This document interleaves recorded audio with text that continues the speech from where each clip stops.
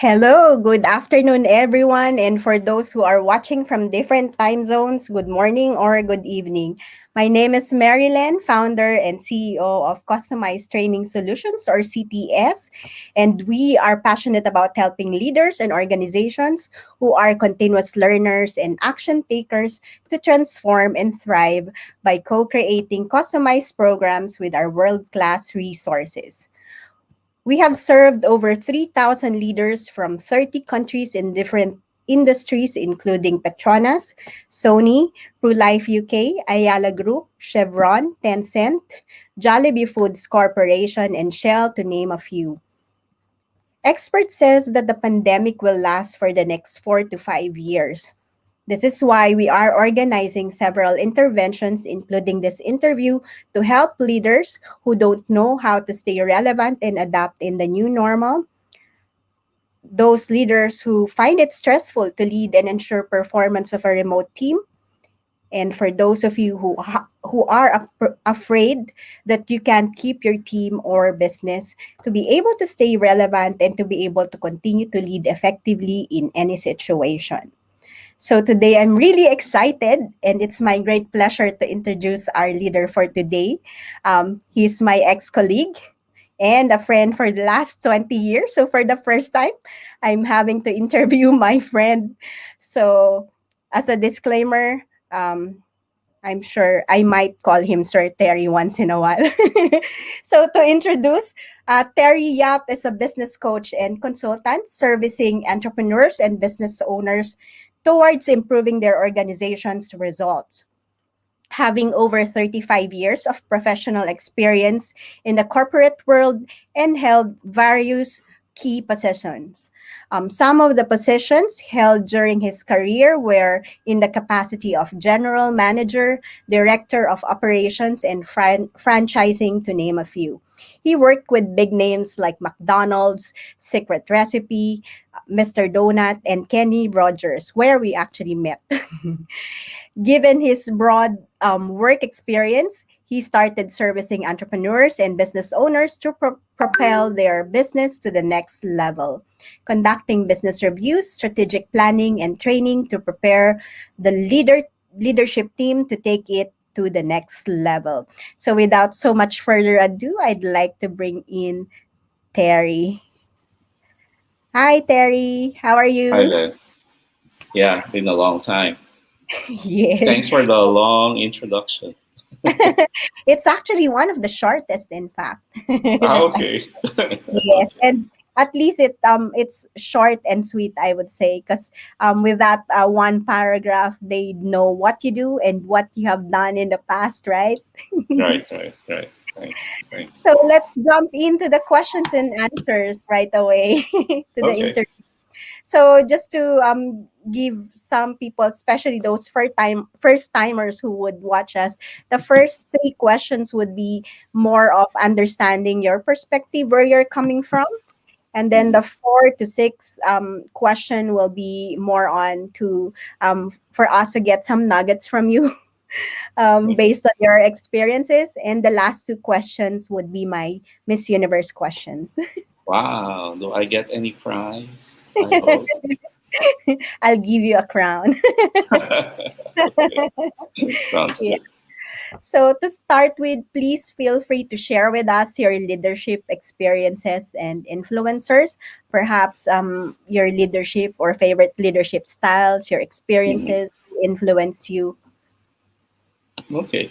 Well, I think during my earlier years in my professional career, more so like being a general manager, normally I would always apply the democratic leadership style, which is basically soliciting inputs from department heads, who are the key drivers of the company.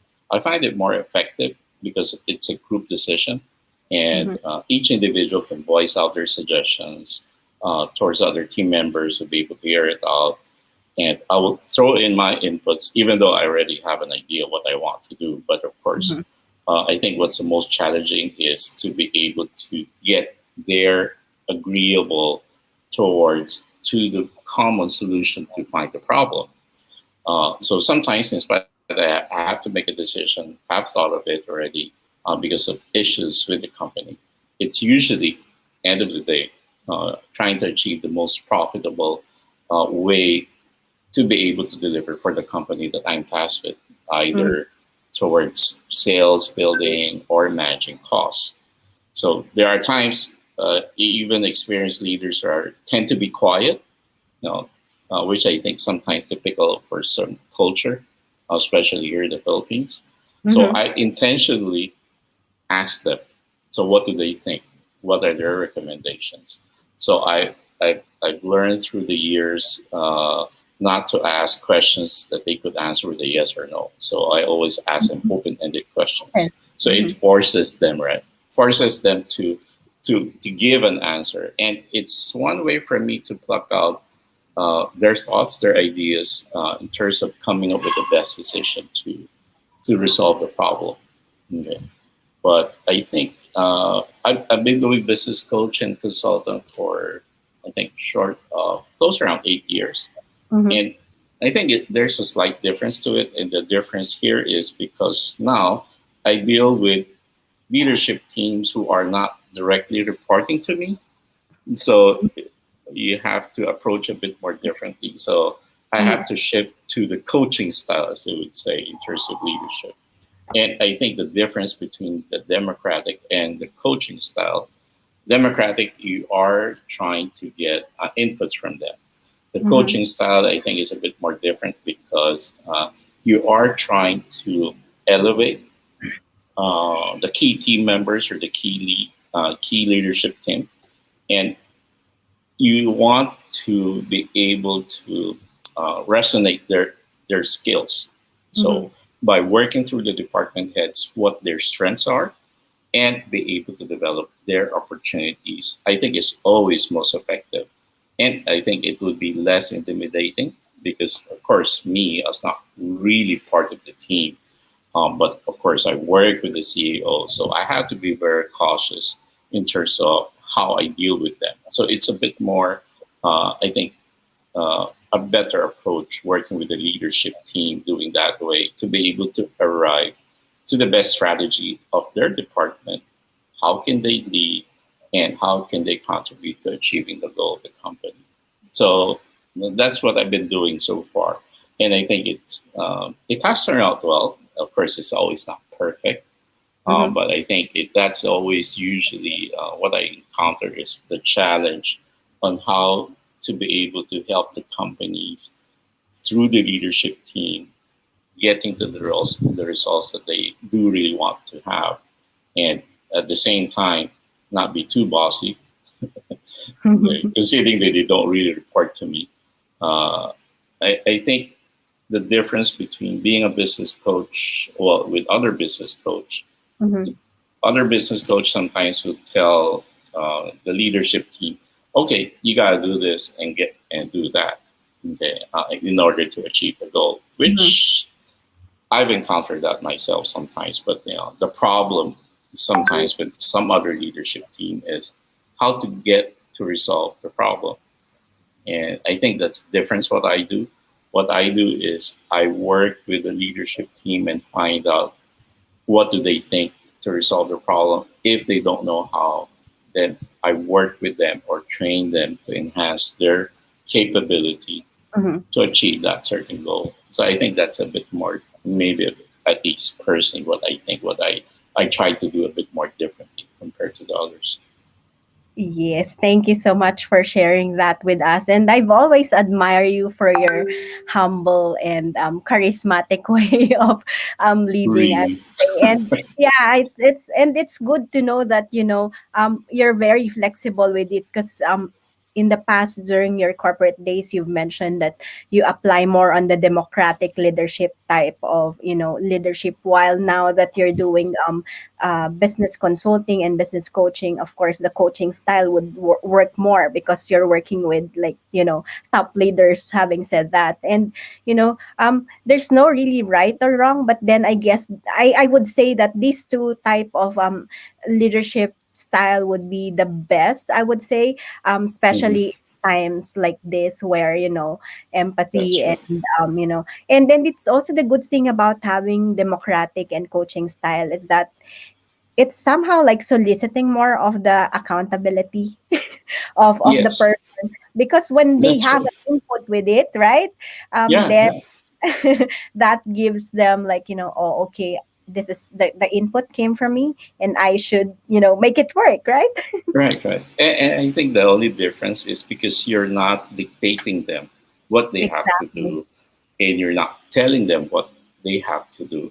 Correct. I think that the coaching style, I think, seems to be very effective, at least for me, because, as I said, it's not so much intimidating, but Mm-hmm. at the same time, they feel they will be able to work with you because you're not here as their boss, but you're Mm-hmm. here as a coach, as a colleague to help them get their Mm-hmm. results done. I think that's a bit more different, I think, in terms of the coaching style.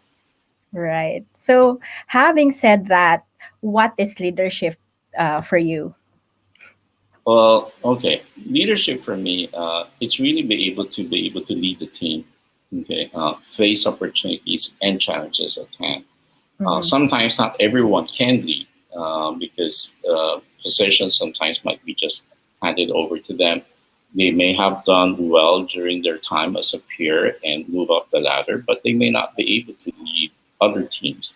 So, in to be an effective leader, one has to really be able to be respected so that they could be followed. I think Mm-hmm. that's one of the important things that they have to do willingly. Because if you have to lead a team, you could always dictate your team what they have to do. But the always big question, will they be willing to do it and not just do it because you're their boss? So I think that's always a challenge of becoming a very effective leader. Having to work in several companies in my career, so I've seen several times people or team, when the boss leaves, they start about complain their leaders about directions that they're given. It's been a disarray, or it's a loss on how they can execute the plans. Especially if leaders don't use these two types of approach. So the leaders don't know how to resolve the problem and just say, okay, I want to get there. Then it's up to the team to work it out. So the team doesn't know what to do. Yes, and as a leader, I mean, you've mentioned to lead them to face opportunities and challenges at the same time, right? So Mm. that means, like what you've mentioned, having clarity in terms of what are the tangible things that, they have to produce. That's why you've mentioned that a lot of times, leaders or the team members get confused on what they have to do, because there's no clarity in terms of the direction or in terms of the tangible expectations, right? Right. And I think the most challenging is if they could really actually execute the plan Mm-hmm. or the action plan or the objective. And if you just gave the directions without guidance, so they'll end up lost and time would True. pass and you still won't get the results, unfortunately. Yes. So, having said that, we made mention about, being able to face both opportunities and challenges. Mhm. So, how would you define and describe the next normal, having said that, there are both opportunities and challenges in these times, right? Yeah, yeah. And it's been like a year already. So I'm not so sure if the norm will keep on changing, but I think the next norm is something that all businesses for sure will be faced with a new challenge. And with uncertainties that are happening, I think businesses will really have to create a Mhm. lot of out of the box ideas. This new challenge will have to be able to how can they really sustain their business. Mhm. Companies has to maintain their business strength for sure, be able to maintain their core values, uh, focusing on customer loyalty and uh, satisfying the customers would be the key to be able to maintain their business. Uh, Customer loyalty, I think, and is something a bit tricky, Mhm. but eventually be able to possibly reciprocate to future referrals of their products and services by either word of mouth Mhm. from their friends, their colleagues, because all the companies would always be scrambling on how they could try to manage costs Mhm. in spite of the new or the next norm. Cost of goods sometimes will still go up Mm-hmm. And that's what we're faced with. So, with the cost of goods going up, so you want to manage your operating expenses.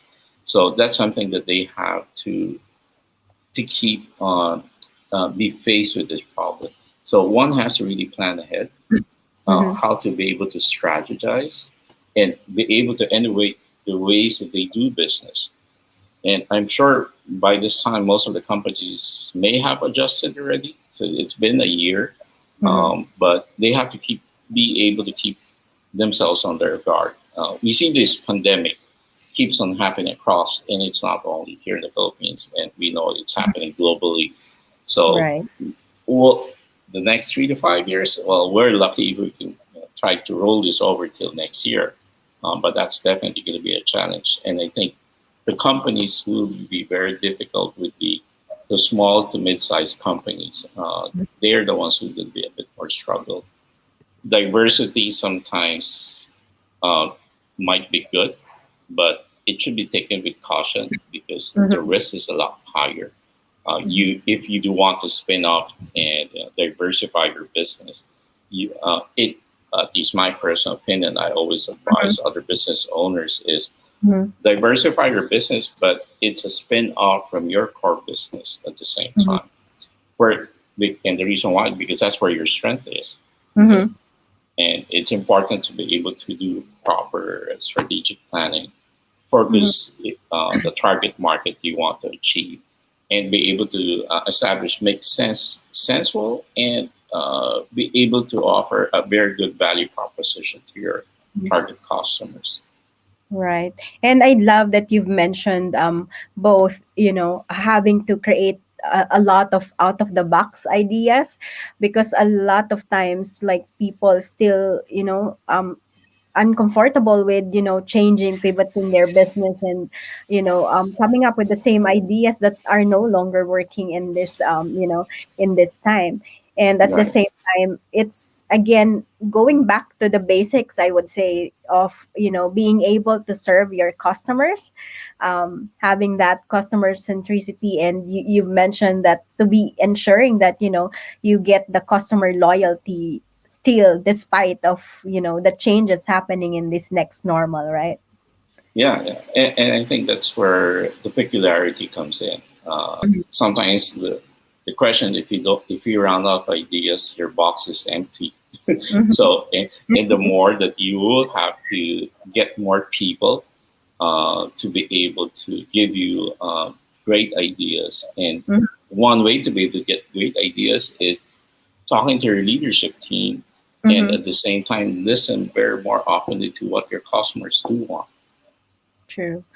Yes. And so, from your experience as a corporate leader and working with corporate leaders, what would you say is the top three problems that, they normally face, whether it's pandemic time or in the previous time, right? There must Mhm. be some commonalities in this. I'm not really sure if I like to say that, but then again, yeah, it's a bit tricky. But I think what comes top to mind for me, I think, well, hopefully everybody would agree, but I think corporate politics is one. Mm-hmm. Of course, you will still have those leaders who are passive leaders, Mm-hmm. and surprisingly, well, I think maybe this day and age, you will still have autocratic and bureaucratic leaders. Okay. Mm-hmm. Uh, you want me to go a bit more deep dive into this? Yes, It's a please. bit too. Okay. Make us understand more, like, what you meant by um, the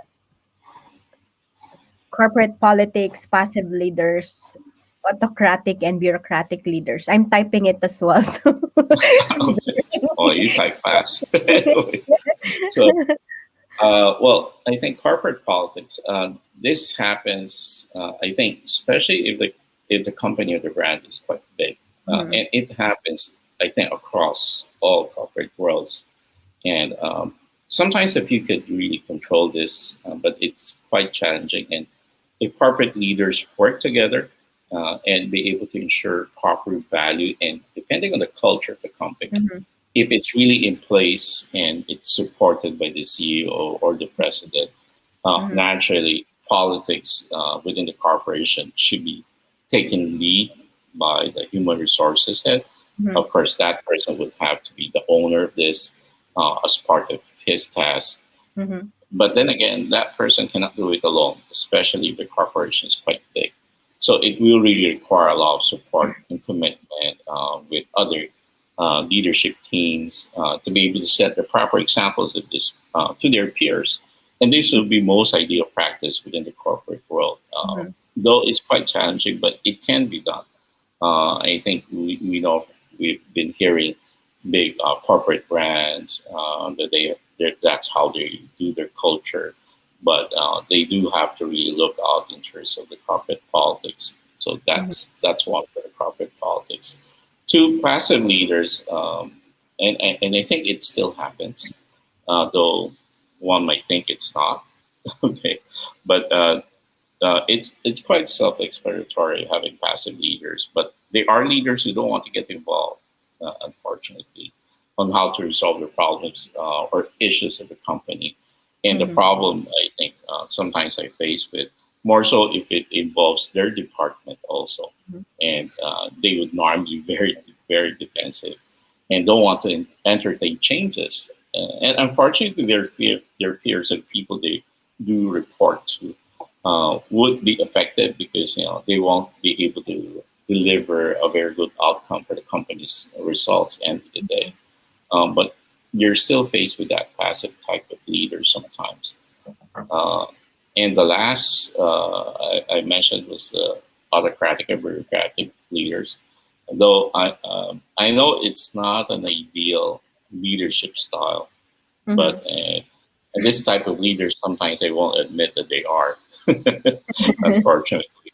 But it's a style that's rarely effective, but it does exist, as I've mentioned, in few corporations. And this style, hopefully, it and I think I've seen it. It has dwindled over the years, but it's still is still around.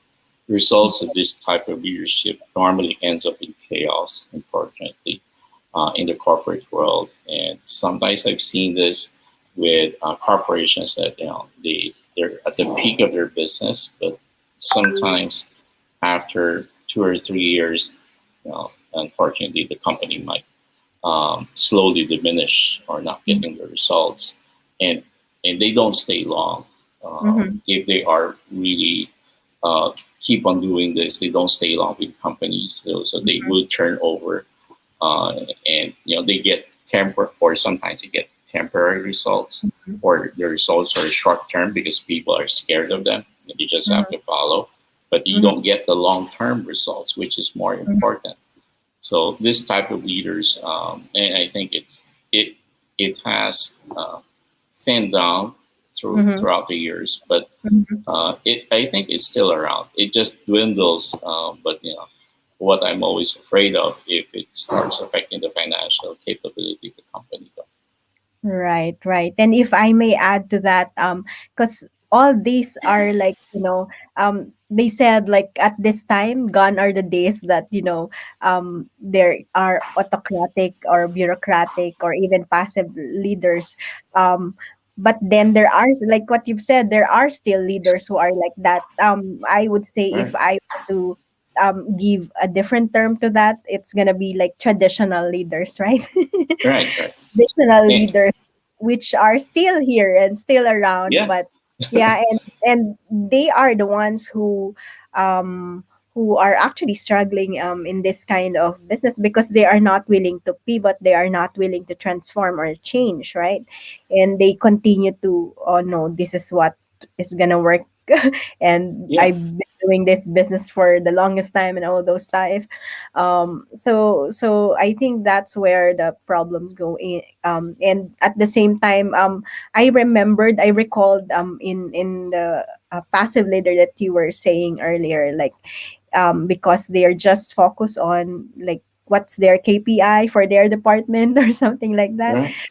So it's about, nowadays it's about breaking the silos, right? So Hmm. it's more of understanding where you are in the value chain within the organization and how you can actually help towards the goal or the direction of the company, right? Rather Yeah, than oh, I'll protect my department. I'll do this because this is what our KPI is. But rather, looking at it at the bigger picture and breaking those silos, and understanding like where do I stand in the value chain and how I can help to You're get right. that Hmm. big picture or main goal that the organization has, right? Yeah, and I think sometimes one is blinded the mere Mm-hmm, fact that they might be managing that department for quite some time, mm-hmm, and they might be as part of the support team. mm-hmm, But do they really see their role of how they are contributing to the company? mm-hmm. And unfortunately, I face those types of leaders. They're sometimes even more bossier than the CEO. So Yeah, yeah, true. but yeah, and we've experienced that sometimes. And I think you just have to really be able to bring them back and let them realize, if they are the ones delivering the profit of the company, but if they're just a support department, how can they do that? So, and it's really up to the CEO and the rest of the leadership team to be Mm-hmm, able to influence that type of leader. So mm-hmm. it will benefit the entire company and the other leadership team at the same time. Yes. So let's proceed to the next question. Having said all those problems or problematic leaders, I would say. So, what do they need to learn, right? What are the important leadership capabilities and skills that leaders must have in this next normal to be able to continue to lead effectively and get away from those type of leaderships that you've described earlier? Mhm. Yeah, it's yeah, and I think it's the new norm or the next norm of doing business. What I do strongly believe that it's Mm-hmm. be able to balance the democratic and coaching style, Mm-hmm. which I've been doing that for, gosh, almost like 30 something years as I learned that skill. And because it's also the same way I like to be treated, if I'm part of the leadership team or if I'm the peer. And especially right now, having more millennials, as Mm-hmm. we would say, and I work with you, and as part of the workforce, the changing times right now with the business approach has a bit more different. It is important to be able to keep the challenge is be able to keep good talents within the company. Mm-hmm. And we know for a fact it's a matter of how you treat these people. Mm-hmm. Sometimes may not because of the pay, and I think for sure you would agree. We see a lot of surveys that people come and go Mm-hmm. because their boss is not a good leader. It's how they treat them. So as a good corporate leader, you have to set very good examples on how Mm-hmm. you could be able to take care of them, True. being empathetic to Mm-hmm. them, showing guidance, training them, a good role model, as I mentioned earlier. It paves a long way. And that's what I always believe. The business challenge we're facing moving forward does require a lot of innovative ideas on how Mm-hmm. to best approach a business, especially if your target market is also a millennial. Who would you ask would be your own staff. So great ideas, collaboration amongst the team will create a lot more better solutions on how to deliver your products, your delivery, your services to your customers. We just always have to remember to know who your target market is, what are they looking for, and provide the most convenient way to be able to serve them, especially during this new or next norm, the challenge of opening and closing. And so, how are you going to deliver your products or services to them? Mm-hmm. Yes. So if I were to choose from what you've said earlier, then to highlight it. It's more about being empathetic leader, um, and to be encouraging the team to be more innovative and collaborative. Did Yeah, I get because it? yeah, yeah, and I think the reason why, if you do treat your people that way, Mm-hmm. they would be able to willingly participate and work with you, and be able to provide the solutions. And that's where the creativity comes in. If you do let them participate as part of really a team. Mm-hmm. Yeah. Yes. And so, having said that, we've defined the problems that goes through in the organization and what are the important capabilities. So, what do you believe is the role of learning, leadership, and transformation in in relation to thriving in this next normal? Uh, yeah. Learning, I've always believed in learning or training. Learning is always constant. Mm-hmm. And it's really up to the leadership team to be able to stay current with the best practice to equip their team. So you will have to be able to train your team. Having having that will give you the competitive edge. The competitive edge is critical to the company's success. If your team is not knowledgeable of whatever available tools or the best practice, will take them more time to achieve their results. More so if competition is ahead of them. Companies will always want to be the leaders in their industry. Mm-hmm. Who doesn't want to, right? Yes. So yeah, so companies and their team will always have to transform and think ahead. How can they best serve their customers? Mm-hmm. Learning new skills, having available tools within the market, and to be able to let your team work more efficiently. So Mm-hmm. as a new and next norm, we'll let the company constantly find ways to be able to manage their operating expenses, as I mentioned earlier. Mm-hmm. How can they manage their cost of goods, which, as I said, unfortunately, it never goes down. So it always goes up. So companies will be challenged on how they could try to control this as much as they can. But eventually be faced or um, down to the last rim would be forced to increase your prices. And if that happens, if the prices increase, would customers find or not? How much can they increase? Would they lose market share? So definitely that would be a challenge. So it has to keep on innovating and learning, and the leaders would be tasked to do that with their team. Mm-hmm. And I love what you mentioned earlier that learning is always constant. I mean, it's a process, it's a journey that we have to take, right? And for us to be able to really adapt to whatever the next normal means it, Yeah, and then what will be next, or how we can actually equip ourselves or our team for that matter to stay current, like what you mentioned, and to be able to have those best practices in the organization. Learning will be key yeah, to everyone, not only for leaders but for everyone in the organization, because you have to be talking to having the same language, or um, being in the same page, right? yeah, I yeah, that's true. if you speak like all the cost reduction, Lean Six Sigma, operational excellence, since you are from operations, but the rest of the team doesn't even understand that and the impact to the cost, right? Then it's like, Yeah, oh, okay, how do we get there, right? right, right. And sometimes because not everybody understands each person's role in their department. Mhm. So as a leader, it's really your responsibility to be able to send that message across and let them Mhm. understand, even as an individual, how can they participate in delivering the results for the company. Yes, true. And before I actually proceed to my next question, I just like to say thank you to Michael. He sent a message, a comment in Facebook that, sounding good this Friday afternoon. So I hope you our viewers are enjoying our conversation right now as much as I do.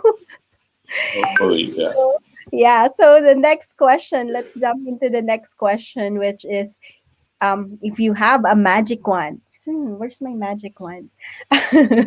So um and um and you can use it. So what will you do? Let me get my magic wand. Okay. I'll turn myself to Harry Potter, probably. That's a nice question.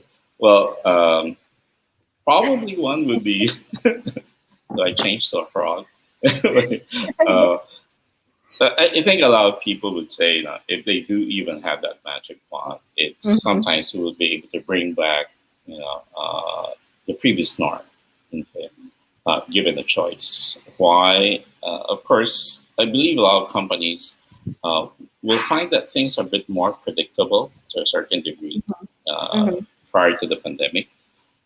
But because it is normal for them before, the new norm right now that we're faced, it's a bit more unpredictable. Mhm.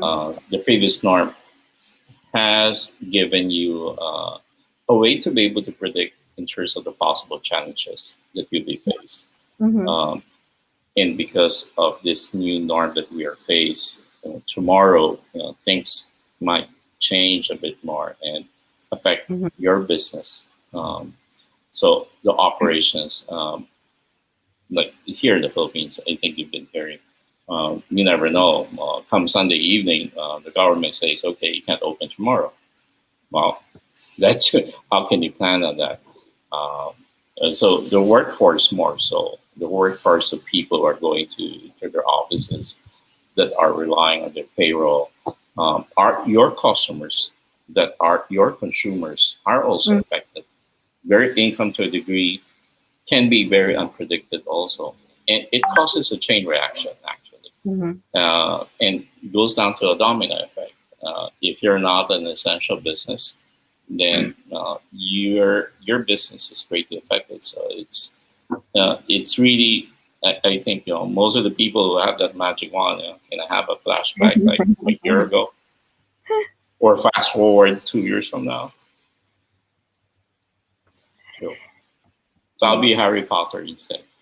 in fact, I've heard quite a number of similar comments when I was doing interviews or research in the last few months as well. I really hope that it's possible. I mean, I enjoy travel myself, which I can't really do much Yeah. now. But then, of course, I would always remind them as well that um, a lot of the positive things that happened during the COVID-19, there's always a silver lining to that. So, That's right. and that That's right. includes, for us to be able to realize, oh, okay, there are still a lot of opportunities, and it brought the everyone closer, even, right? I mean, like, despite of not being able to travel anymore and see our family in person, but I'm not so sure if you would agree with me on this, that for me, personally, even it's that I get to, like, connect with my family. I don't used to, like, have calls and chat, or with them as often as I do now. Like, I mean, at least 2 times a week we would have, like, calls together in Messenger or whatnot. Yeah, Right. yeah. Mm-hmm. And I think that's the upside of things. Mm-hmm. The pandemic has brought a lot of people. I think it's a wake up call sometimes Mm-hmm. to be able to reflect their personal life, their family ties, Mm-hmm. and I think that's the beauty about to a certain degree how this new norm has faced it. And though it does affect the business and everything, but Mm-hmm. end of the day, I always also remind my team that I work Mm-hmm. with. Well, we are working because of either for our family. End of the day, Mm-hmm. so you have to set up your what are your priorities, and I Mm-hmm. think that's what the pandemic has helped us realize a bit more things in terms of the Mm-hmm. value of family. That's true. Right. And I guess for the corporate side, I would say a lot of realization came in terms of, like, mental health, well-being, giving more importance to that, because we don't normally really talk about that before, right? It's like Hmm. it's somehow a taboo, especially in the Yeah. Asian context, right? That you have, like, depression, or you have this, you have that, and it's like we don't really like get to give importance to this well-being and mental health in the past, but now it's I would say it's like top of the talk, Top top of mind, the right?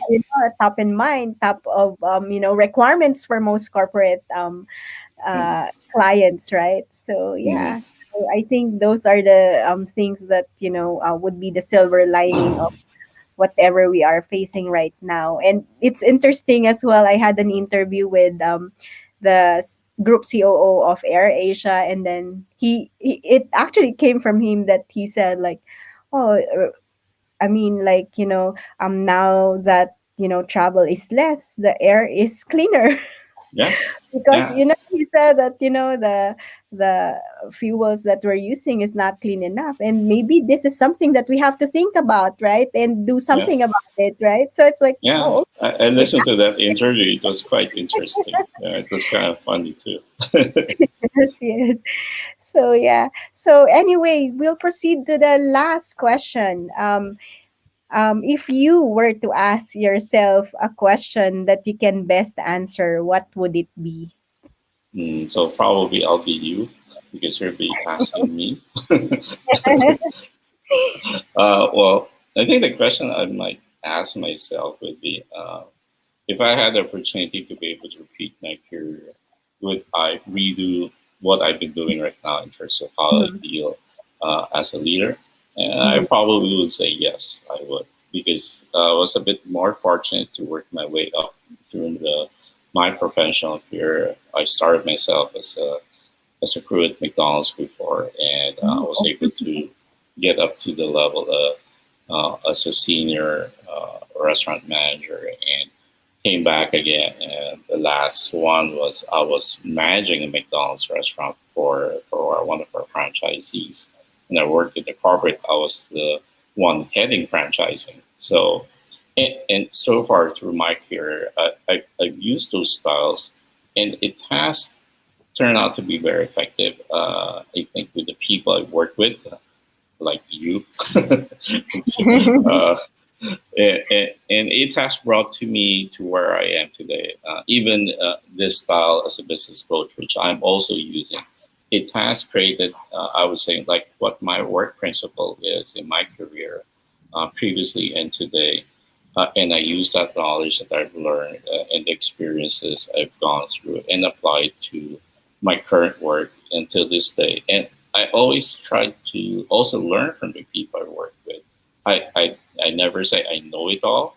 And so I would say, well, at least I can share with you what I think is best. And unfortunately, it doesn't happen overnight. And I think you know that. So each day is always a learning day, right?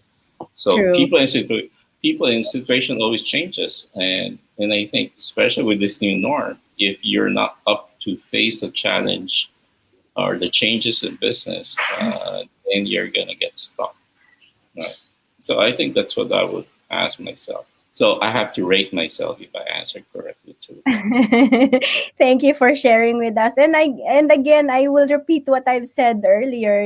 I'm impressed with how you actually lead people. I mean, the first time I met you, that was like how many years? 20, over 20 years ago. Oh I my gosh. think, yeah, it is around 20 years ago.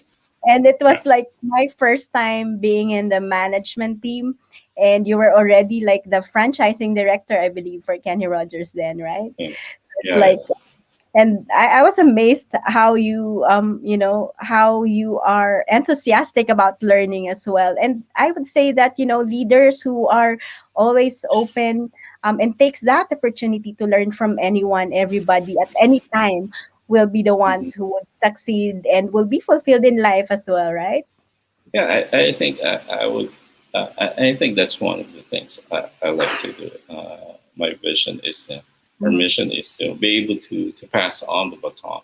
So I always enjoy training people, and it gives me a sense of accomplishment that, like, we worked together, like as Mm-hmm. we said, like 20 years ago, and it's quite admirable for you to see you where you are also today.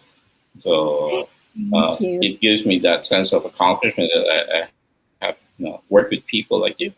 Yeah, feels good. Thank you.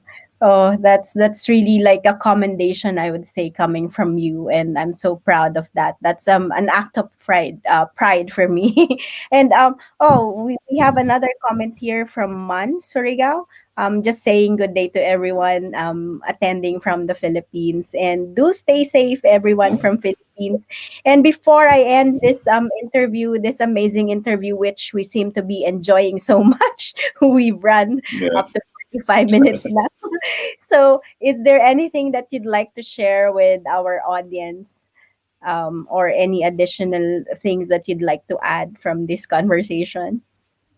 Well, I think the final thing that I would say, yeah, the new norm and the next norm is going to be quite challenging to face. Mhm, But I think everybody will just really have to work together and come up with very creative ideas. It will pass, but then again, we just have to face and be creative on how we could manage mhm. what we have right now. End of the day. Thank you. Thank you so much. And I'll be sharing your link. That's your, if they'd like to connect with you in LinkedIn or Uh, contact you, that's his LinkedIn code. So feel free to connect with him or me as well. We'll be posting this as well in LinkedIn, and this is available in Facebook page and our YouTube channel. So do subscribe with us. And thank you again, everyone, for taking time to join us for this interview. This very impressive and amazing interview with my ex colleague, or Sir Terry, which I've been trying to stop myself to say. And yeah, thank you, everyone. And do join us in other interventions. We will be organizing masterminds to network, to share opportunities, successes, and probably challenges as well, yeah. as a leader right now, and other interventions like master classes. So do join us. And with that, I'd like to leave everyone with this quote from Dolly Parton: if your actions create a legacy that inspires others to dream more, to learn more, do more, and become more, then you are an excellent leader. Thank you, everyone. Thanks, Terry. Have a good, Thanks, have a thanks happy for the weekend, invitation. actually. Happy weekend, and stay Yeah, safe, we everyone. you too. Okay.